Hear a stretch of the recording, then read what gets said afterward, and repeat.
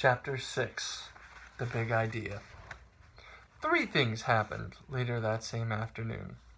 Nick and Janet Fisk missed the bus because of a school newspaper meeting, so they walked home together. They were seeing who could walk along the curb without falling.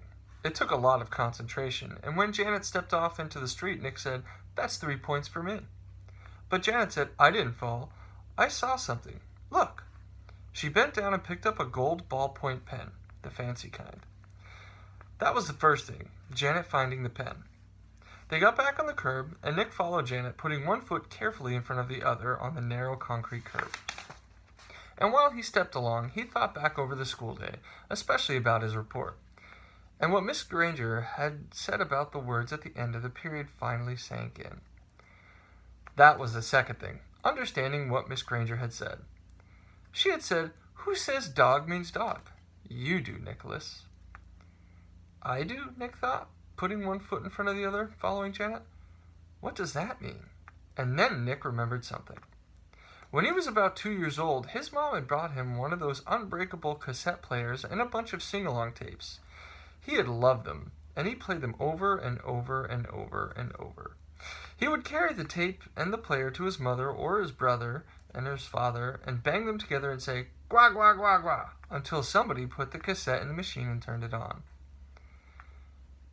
And for 3 years, whenever he said, "Gwa," his family knew what he wanted to hear, those pretty sounds made with the voices and instruments.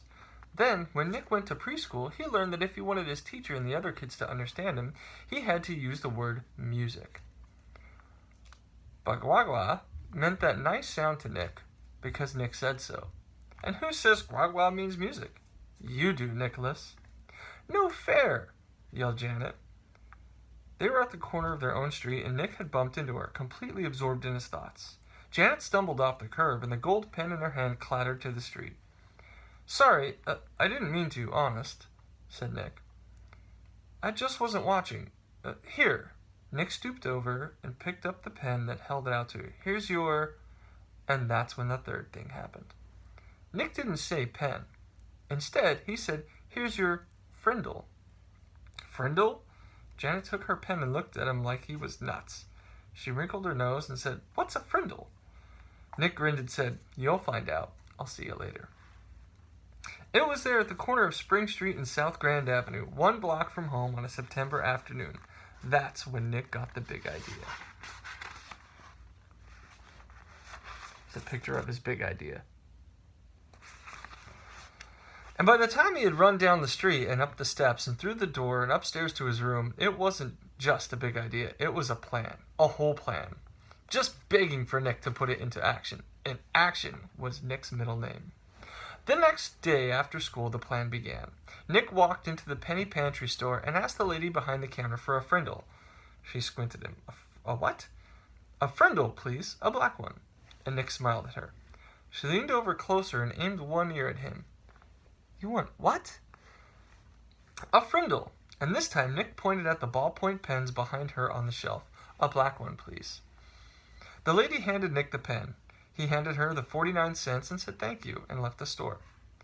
6 days later, Janet stood on the counter of Penny Pantry. Same store, same lady. John had come in the day before, and Pete the day before that, and Chris the day before that, and the day before that, Dave. Janet was the 5th kid that Nick had sent there to ask the woman for a Frindle. And when she asked, the lady reached right for the pens and said, "Blue or black?" Nick was standing 1 aisle away at the candy racks, and he was grinning. Frindle was a real word. It meant pen. Who says Frindle means pen? You do, Nicholas.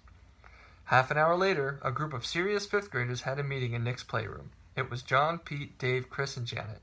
Add Nick, that's 6 kids. 6 secret agents. They held up their right hands and read the oath Nick had written out. "From this day on and forever, I will never use the word pen again. Instead, I will use the word Frindle. And I will do everything possible so others will too." And all 6 of them signed the oath with Nick's Frindle. The plan would work. Thanks, Miss Granger. Tune in next time for Chapter 7.